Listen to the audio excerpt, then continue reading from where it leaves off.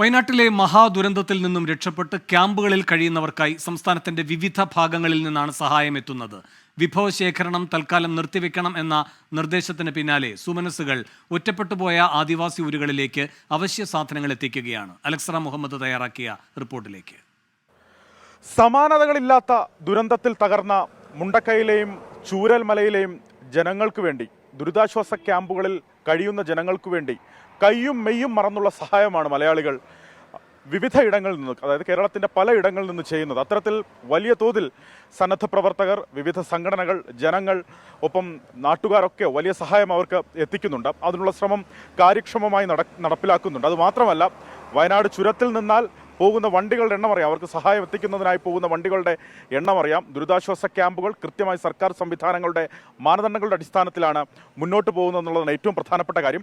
മറ്റു ചില കാഴ്ചകൾ കൂടിയുണ്ട് എന്നുള്ളതാണ് ഏറ്റവും പ്രധാനം. അവർക്ക് മാത്രമല്ല, അങ്ങനെ ദുരിതാശ്വാസ ക്യാമ്പുകളിൽ കഴിയുന്നവർക്ക് മാത്രമല്ല, വയനാട്ടിൽ ഒറ്റപ്പെട്ടു പോയ ആദിവാസി ഊരുകളിൽ കഴിയുന്നവർക്ക് അവരുടെ അവശ്യ സാധനങ്ങൾ എത്തിക്കുന്നവരും കേരളത്തിൻ്റെ വിവിധ ഭാഗങ്ങളിൽ നിന്ന് എത്തുന്നു എന്നുള്ളതാണ് ഏറ്റവും പ്രധാനപ്പെട്ട കാര്യം. എൻ്റെ ഒപ്പം അങ്ങനെ ചിലരുണ്ട്. എവിടെ നിന്നാണ് വരുന്നത്? ഞങ്ങൾ കടമക്കുടി എന്ന ഗ്രാമത്തിൽ നിന്നാണ് വരുന്നത്, എറണാകുളം. അവിടുത്തെ ജനങ്ങളും അവിടുത്തെ സാധാരണ ജനങ്ങളും എല്ലാ മനുഷ്യരുടെയും കൈത്താങ്ങ് ആദിവാസി ഊരുകളിലേക്ക് അവർക്ക് കൈത്താങ്ങായി ഞങ്ങളിങ്ങനെ 2 വണ്ടിയിലായിട്ട് വരികയാണ്. നമ്മുടെ വട്ടോളിയച്ഛൻ്റെയും അതുപോലെ തന്നെ മെമ്പർ ബെഞ്ചമിൻ്റെയൊക്കെ നേതൃത്വത്തിലാണ് അവിടെ നിന്ന് സമാഹരിക്കുകയും, ഞാൻ ഗോത്രമഹാസഭയുടെ പ്രവർത്തകനാണ്. അങ്ങനെ ഞങ്ങളെല്ലാവരും കൂടി 20-32ഓളം ഊരുകളിലേക്ക് ഞങ്ങൾ ഈ സാധനങ്ങൾ കൊണ്ടുപോവുകയാണ്. 2 വാഹനങ്ങൾ, 2 ലോറികൾക്കുണ്ട്. എന്തൊക്കെയാണ് അതിലുള്ളത്? അതിൻ്റെ അകത്ത് അരിയുണ്ട്, പഞ്ചസാര, പലവ്യഞ്ജനങ്ങൾ, അതുപോലെ തന്നെ ബക്കറ്റ്, അതുപോലെ തന്നെ മറ്റേ ഭക്ഷണ സാധനങ്ങൾ എല്ലാം ഉണ്ട്. എല്ലാം ജനങ്ങളുടെ എല്ലാ സഹായത്തോടു കൂടിയാണ് വരുന്നത്. ഡ്രസ്സുകളുണ്ട്, പുത്തൻ ഡ്രസ്സുകളാണ്. ഇതെല്ലാമായിട്ടാണ് ഞങ്ങൾ വരുന്നത്. ഊരുകളിൽ ഒറ്റപ്പെട്ടു പോയവർക്ക് ആവശ്യത്തിന് വേണ്ടിയുള്ള എല്ലാ സജ്ജീകരണങ്ങളും, അത് ഭക്ഷണ സാധനങ്ങൾ, അതുപോലെ മറ്റു സംവിധാനങ്ങളെല്ലാം ഉണ്ട്.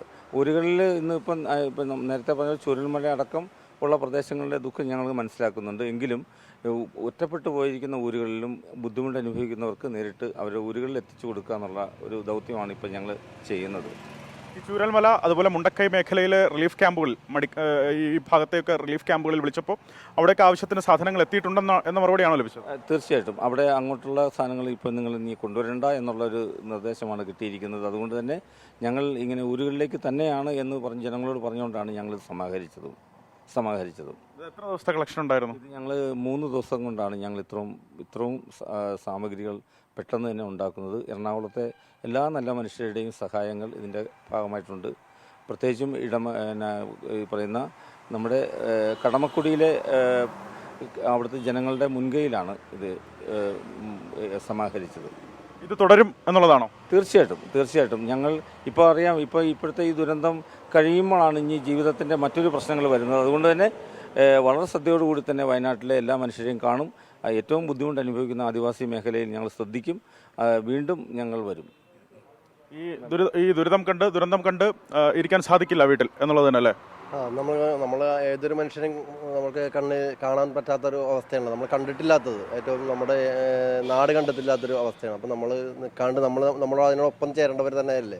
അതുകൊണ്ട് തന്നെയാണ് ഞങ്ങൾ കടമക്കുടിക്കാർ എല്ലാവരും ഒരുമയോടെ തന്നെയാണ്. ഞങ്ങളുടെ അഗസ്റ്റിൻ വട്ടോളി അച്ഛനാണ് ഞങ്ങൾക്കിത് നേതൃത്വം നൽകിയിരിക്കുന്നത്.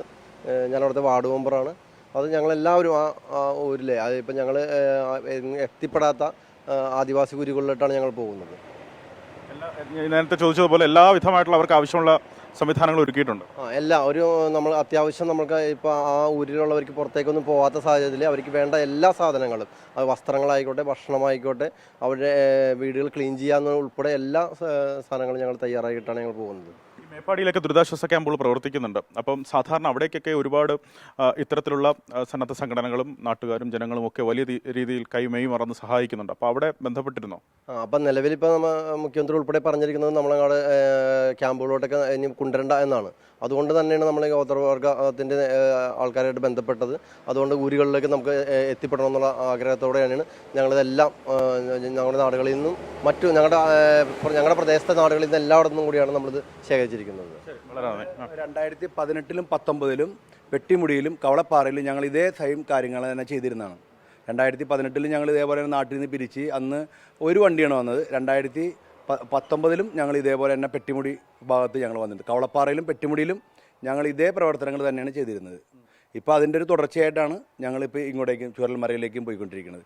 ഞങ്ങൾ ഈ പ്രാവശ്യം പോണത് ആദിവാസി മേഖലകളിലേക്ക് തന്നെ കേന്ദ്രീകരിച്ചാണ് പോണത്. കാരണം അവിടെയാണ് കൂടുതൽ അഫക്റ്റഡ് ആയിട്ടുള്ള ആൾക്കാരുള്ളത്. അവർക്ക് ആരും തന്നെ അവർ ശ്രദ്ധിച്ചിട്ടില്ല എന്നൊരു അറിവ് കിട്ടിയതിൻ്റെ അടിസ്ഥാനത്തിലാണ് ഞങ്ങൾ അങ്ങോട്ടേക്ക് പോകാൻ തന്നെ ഞങ്ങളുടെ നിർദ്ദേശം ഞങ്ങളുടെ അഗസ്റ്റിൻ വട്ടോളിക്കും തന്നത്.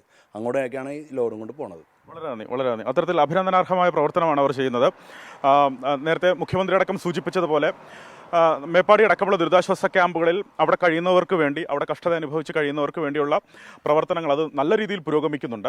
അതുകൊണ്ട് ആ പ്രവർത്തനങ്ങൾ നിർത്തിവെക്കണം, സന്നദ്ധ സംഘടനകളോടും മറ്റുമൊക്കെ നിർത്തിവെക്കാൻ മുഖ്യമന്ത്രി തന്നെ വ്യക്തമാക്കിയിട്ടുണ്ട്.